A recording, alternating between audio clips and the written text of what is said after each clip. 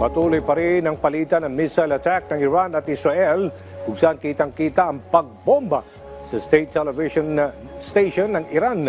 At President Donald Trump muling isinusulong ang nuclear deal sa pagitan ng Amerika at Iran.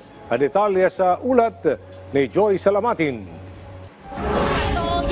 Sa pool sa live broadcast ang pagsabog ng Israel missile sa Iran State Television.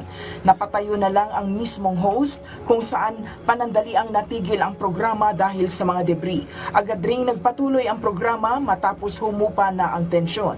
Kaugnay nito, binalingan ng Iran ang US government sa umano'y suporta nito sa Israel. Without the US weapons, intelligence and political backing, this attack could not have happened.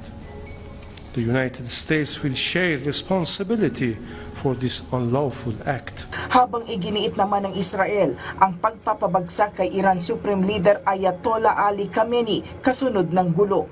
Samantala, muli namang hinikayat ni US President Donald Trump ang Iran na pumirma sa isang nuclear deal sa Amerika.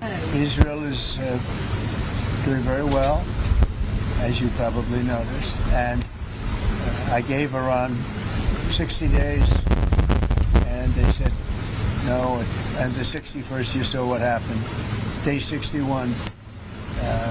So I'm in constant touch, and as I've been saying, I think a deal will be signed, or something will happen, but a deal will be signed, and I think Iran is foolish not to sign one.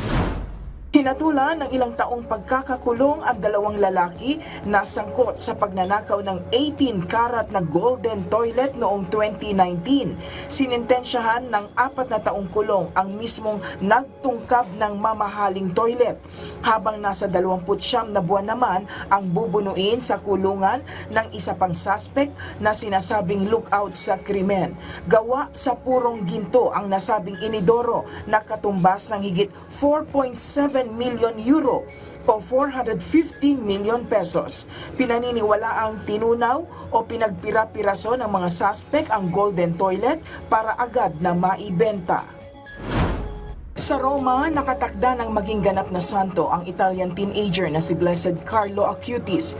Ayon sa Vatican, pangungunahan ni Pope Leo XIV ang canonization ni Acutis, kung saan inaasahan ang pagdalo ng libu-libong mga kabataan.